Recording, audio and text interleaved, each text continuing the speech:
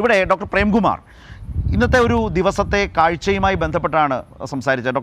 Advocate Harish അതിൻ്റെ നിയമപരമായ ഒരു പശ്ചാത്തലത്തിൽ നിന്ന് സംസാരിച്ചു.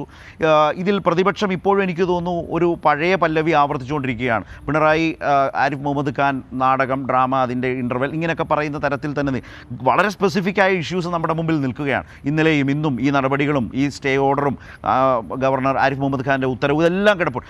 ആ വിഷയം ഗൗരവമായി നിൽക്കുമ്പോഴും ആ പഴയ ഒരു രീതിയിൽ സംസാരിച്ചുകൊണ്ട് നിൽക്കുന്നു. മറുഭാഗത്ത് മാധ്യമങ്ങളോ ഇന്നത്തെ ഒരു ദിവസത്തെ റിപ്പോർട്ട് സ്വാഭാവികമാണ്, അതൊരു വലിയ ഇവൻ്റാണ്, റിപ്പോർട്ട് ചെയ്തു പോകും. പക്ഷേ അതിനെ വാചകങ്ങളിലൂടെ ആ വാർത്തയെ എഡിറ്റോറിയലൈസ് ചെയ്ത മാധ്യമങ്ങൾ എങ്ങനെയാണ്? ഞാനിപ്പോൾ കണ്ടത്, ഈ ചർച്ചയിലേക്ക് വരുന്നതിന് മുമ്പ്, മുട്ടുമടക്കിയോ എന്ന ഗവർണർക്ക് മുമ്പിൽ മുട്ടുമടക്കിയോ എന്ന ചോദ്യം ചോദിക്കുന്ന ഒരവസ്ഥ. അതുപോലെ തന്നെ ജനകീയനായി മാറി, കേരളത്തിലെ ഏറ്റവും വലിയ ജനകീയൻ ആരിഫ് മുഹമ്മദ് ഖാൻ ആണ് എന്ന നിലയിലേക്കുള്ള നറേറ്റീവ് കൊണ്ടുവരുന്ന ഒരു മാധ്യമ പരിസരവും നമ്മുടെ മുമ്പിൽ നിൽക്കുകയാണ്. ഇതെല്ലാം ചേർത്തുള്ള കാഴ്ചകളെക്കുറിച്ചാണ് എൻ്റെ ചോദ്യം ഡോക്ടർ പ്രേംകുമാറിനോട്.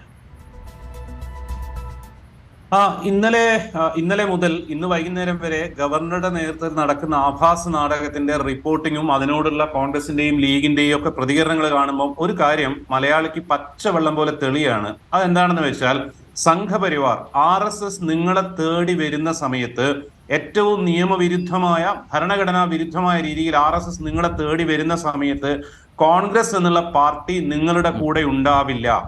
ഇന്ത്യൻ യൂണിയൻ മുസ്ലിം ലീഗ് എന്നുള്ള പാർട്ടി നിങ്ങളുടെ കൂടെ ഉണ്ടാവില്ല. കേരളത്തിലെ മഹാഭൂരിപക്ഷം മാധ്യമങ്ങളും നിങ്ങളുടെ കൂടെ ഉണ്ടാവില്ല എന്നുള്ളത് ഉറപ്പാണ്. അത് പച്ചവെള്ളം പോലെ തെളിയുകയാണ് കോൺഗ്രസിന്റെ ഇന്നത്തെ നിലപാട്. ഇന്നലെ രാത്രിയിൽ നമ്മളൊക്കെ വിചാരിച്ചിരുന്നപ്പോൾ ടി സിദ്ദിഖിനെ പോലുള്ള KPCC വൈസ് പ്രസിഡന്റ് ഇത്തരം സന്നിധഘട്ടങ്ങളിലൊക്കെ മതേതര നിലപാടിനൊപ്പം നിൽക്കുമെന്നൊക്കെ എന്നെ പോലുള്ള ആളുകൾക്ക് വിചാരിച്ചിരുന്ന ഒരു കോൺഗ്രസ്സുകാരനാണ് ടി സിദ്ദിഖ് ഇന്നലെ രാത്രിയിൽ PM ഹർഷോനെ പരിഹസിച്ചുകൊണ്ടാണ് പോസ്റ്റ് ഇടുന്നത്.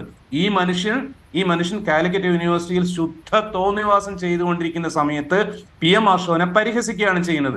ഇത് വളരെ വ്യക്തമാണ്. കോൺഗ്രസും ലീഗും പ്രധാന മാധ്യമങ്ങളും എന്താണ് ചെയ്യാന്നുള്ളത്. ഇനി രണ്ടാമത്തെ ഒരു കാര്യം, ഞാൻ സത്യം പറഞ്ഞത് ചർച്ചയിലിരിക്കുന്നത് വളരെ സങ്കടത്തോടെയാണ്. കാരണം ഒരു സംസ്ഥാനത്തിന്റെ ഗവർണർക്കും ഇങ്ങനെ ഒരു അവസ്ഥ ഉണ്ടാകാൻ പാടില്ല. കേരളത്തിന്റെ ഗവർണർക്ക് ഒരു കാരണവശാലും ഇങ്ങനെ ഒരു അവസ്ഥ ഉണ്ടാകാൻ പാടില്ല. ആരിഫ് മുഹമ്മദ് ഖാനെ പോലുള്ള ഒരു രാഷ്ട്രീയ വിദ്യാർത്ഥിക്ക്, ഒരു രാഷ്ട്രീയ പ്രവർത്തകന് ഇങ്ങനെ ഒരു അവസ്ഥ ഉണ്ടാകാൻ പാടില്ലായിരുന്നു. അദ്ദേഹത്തിന്റെ രണ്ടാമത്തെ ആത്മഹത്യയാണ് ഇന്ന് നടന്നതെന്ന് ഞാൻ പറയും. ഒന്നാമത്തെ ആത്മഹത്യ നടന്നത് എപ്പോഴാണെന്നറിയോ? 1986-ൽ, അതായത് മുസ്ലിം ഫണ്ടമെന്റലിസത്തിനെതിരെ നിലപാടെടുത്തുകൊണ്ട് അന്നത്തെ രാജീവ് ഗാന്ധിയുടെ ക്യാബിനറ്റിൽ നിന്നും ധീരമായി രാജിവെച്ചിറങ്ങിയ ആളാണ് ആരിഫ് മുഹമ്മദ് ഖാൻ. അതായത് 4-3 ഭൂരിപക്ഷം ഉണ്ടായിരുന്ന രാജീവ് ഗാന്ധിയുടെ ക്യാബിനറ്റിൽ നിന്ന് ഫണ്ടമെന്റലിസത്തിനെതിരെ നിലപാടെടുത്തിട്ട് അങ്ങനെയുള്ള ഒരു മനുഷ്യൻ, അങ്ങനെയുള്ള ഒരു രാഷ്ട്രീയ പ്രവർത്തകൻ ഇന്ന് ലോകത്ത് നിലനിൽക്കുന്നതിൽ ഏറ്റവും ഭീകരമായ മത തീവ്രവാദ സംഘടനയുടെ ഫണ്ടമെന്റലിസ്റ്റുകളുടെ പിണിയാളായി മാറിയിരിക്കുകയാണ് എന്നുള്ളതിനേക്കാൾ ദയനീയം എന്താണെന്ന് വെച്ചാൽ, ഇദ്ദേഹത്തെ ഇങ്ങോട്ട് പറഞ്ഞു വിട്ടിരിക്കുന്നത് കേരളത്തിൽ എന്തെങ്കിലും തരത്തിൽ ഇടതുപക്ഷത്തിന് കുഴപ്പമുണ്ടാക്കാനും സംഘപരിവാറിന്റെ അജണ്ടകൾ നടപ്പിലാക്കാനുമാണ്. ഈ മനുഷ്യന് ഒരു കൂഞ്ഞും നടത്താൻ പറ്റിയില്ല, ഇവിടെ ഒരു ചുക്കും നടത്താൻ പറ്റിയിട്ടില്ല. അവരുടെ ഇടപെടലുകളുടെ ഇൻസിഡൻസ് ഒന്ന് നോക്കൂ നിങ്ങൾ. കലാമണ്ഡലത്തിന്റെ വൈസ് ചാൻസലർ ആയിരുന്ന ഡോക്ടർ TK നാരായണ മാഷോട് ഇയാള് ചാൻസലറെ കാണാൻ രാജ്ഭവനിൽ വരണം എന്ന് തിട്ടൂരം കൊടുത്തു. നാരായണ മാഷ് പറഞ്ഞു വരാൻ സൗകര്യമില്ല എന്ന് പറഞ്ഞു. മുഖ്യമന്ത്രി പോലും പറഞ്ഞു അങ്ങനെ പറയേണ്ടിയിരുന്നില്ല എന്ന്. ആക്ടും സ്റ്റാറ്റ്യൂട്ടും ഉദ്ധരിച്ച് നാരായണ മാഷ് കോടതിയിൽ പോയപ്പോൾ വരേണ്ടതില്ല എന്ന് പറഞ്ഞു. KN ബാലഗോപാലിൽ പ്രീതി നഷ്ടപ്പെട്ടു എന്ന് പറഞ്ഞു. എന്നിട്ട് എന്തായി?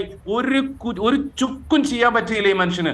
ഇന്നലെ രാത്രി നമ്മൾ കണ്ടതാണ്, അയാൾ അലറി വിളിച്ചുകൊണ്ട് മലപ്പുറം SP പറയുന്നത് you should remove all these banners എന്നുള്ളത്. ഇന്ന് കാലിക്കറ്റ് യൂണിവേഴ്സിറ്റിയിൽ ഡസൻ കണക്കിന് ബാനറുകൾ ഉയർന്നു. കാലിക്കറ്റ് യൂണിവേഴ്സിറ്റിയിൽ മുഴുവൻ എഴുത്തുകൾ ഉണ്ടായി. കേരളം മുഴുവൻ സംഘി ചാൻസലർ വാപ്പസ് ജാവോ എന്നുള്ള ബാനറുകൾ ഉയർന്നു. ഈ മനുഷ്യൻ എന്ത് ചെയ്തു? മിഠായി തെരുവ് പോയിട്ട് കോമാളിത്തരം കാണിച്ചു.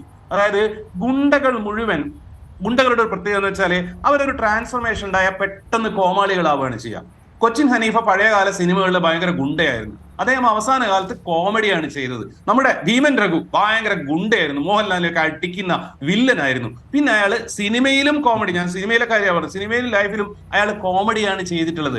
ആരിഫ് മുഹമ്മദ് ഖാൻ എന്നുള്ള ഗുണ്ട ഇവിടേക്ക് വന്നത് ഗുണ്ടയായിട്ടാണ്. പക്ഷേ SFIക്കാരുടെ മുന്നിൽ 3 ദിവസം വീണ് കിടന്ന സമയത്ത് ഇദ്ദേഹം കേരളം പുച്ഛിച്ച് ചിരിക്കുന്ന ഒരു കോമാളി ആവുകയാണ് ചെയ്തത്. ഞാൻ ഇന്ന് കോഴിക്കോട് നഗരത്തിലുള്ള ആളാണ്. ഇയാൾ പോയതിനു ശേഷവും അതിന്റെ തൊട്ടു മുന്നും മിഠായി തെരുവിന്റെ പരിസരങ്ങളിൽ ഉണ്ടായിരുന്ന ആളുകളാണ്. അവിടെയുള്ള ആളുകൾ മുഴുവൻ പറയുന്നത് ഈ ചങ്ങായിയുടെ തലയ്ക്കെന്തോ കുഴപ്പമുണ്ടെന്നാണ്. ആ മാതിരി കോമാളിത്തരമാണ് കളിക്കുന്നത്. നിങ്ങൾ ഒരു ഗവർണറാണ്, നിങ്ങൾ വലിയൊരു VIP ആണ്, ടൗണിൽ ഇറങ്ങിയിട്ട് നഴ്സറി ക്ലാസ്സിൽ പഠിക്കുന്ന കുട്ടികളെ അടുത്ത് പോയി ചിരിച്ചാൽ അവർ നിങ്ങളോട് ചിരിക്കില്ലേ? അത് സ്വാഭാവികമല്ലേ? അതല്ലല്ലോ പ്രശ്നം. അതായത് പ്രപ്പോർഷനേറ്റ് അല്ലാതെ കോൺഗ്രസുകാർക്ക് മനസ്സിലാവാത്ത ഇതാണ്. കാലിക്കറ്റ് യൂണിവേഴ്സിറ്റി സെനറ്റിലേക്ക് ഇലക്ഷനിലൂടെ തെരഞ്ഞെടുക്കപ്പെട്ടതിൽ ഒരൊറ്റ BJP-കാരനും ഇല്ല. അതായത് ഇലക്ഷനിലൂടെ സെനറ്റിലേക്ക് തിരഞ്ഞെടുക്കപ്പെടുന്ന ഒരു അവസ്ഥയിലേക്ക് കേരളത്തിൽ BJP എത്തിയിട്ടില്ല. അങ്ങനെ എത്തിയിട്ടുണ്ടെങ്കിൽ അവർ സെനറ്റിൽ വരണം. സെനറ്റിൽ CPM-കാരുണ്ട്, CPI-കാരുണ്ട്, കോൺഗ്രസ്സുകാരുണ്ട്, ലീഗുകാരുണ്ട്. അത് ഇല്ലാത്ത അവസ്ഥയിൽ ഇവരെ കയറ്റുന്നു എന്നുള്ളതാണ്. പിൻവാതിൽ എന്നുള്ളതല്ല ഇതിന്റെ കാര്യം. ആരിഫ് മുഹമ്മദ് ഖാൻ വന്ന കാലത്ത് കേരളത്തിൽ BJP-ക്ക് ഒരു സീറ്റ് ഉണ്ടായിരുന്നു. ഈ ആള് കാല് വെച്ച് കുത്തിയതോടെ അത് 0 സീറ്റായി. അയാളെ ഏൽപ്പിച്ച കാര്യം ഒന്നും ചെയ്യാൻ പറ്റാതെ ഇനി തിരിച്ച് 3-4 മാസം കഴിഞ്ഞിട്ട് ചെല്ലുമ്പം നിങ്ങളെ ഏൽപ്പിച്ച ഒരു കാര്യം ചെയ്തില്ല, പോയി വീട്ടിലിരുന്നോളൂ എന്ന് അമിത്ഷാ പറയുമെന്ന് തിരിച്ചറിവുള്ള ഒരു മനുഷ്യന്റെ രണ്ടാമത്തെ ആത്മഹത്യയാണ് ഇന്ന് നമ്മൾ കണ്ടത്. ഒരു അനുശോചന യോഗത്തിൽ സംസാരിക്കുന്ന പോലെയാണ് ഞാൻ ഡോക്ടർ പ്രേംകുമാറിലേക്ക് ഭാഗമുണ്ട്. അത് ഞാൻ വരാം. ഞാൻ പ്രേംകുമാറിലേക്ക് വരാം. ലൈൻ ഒന്ന് കട്ടാകാൻ സാധ്യതയുള്ളത് കൊണ്ടുകൂടിയാണ്. മാത്രമല്ല, ഇന്നത്തെ ഒരു ദിവസത്തെ മാധ്യമങ്ങൾ സമീപിച്ചതുമായി ബന്ധപ്പെട്ട നിരീക്ഷണം, ആ നിലയിലുള്ള സാമൂഹ്യ നിരീക്ഷണം നടത്തുന്ന ആൾ കൂടിയാണല്ലോ. ഞാൻ അതിലേക്ക് വരാം.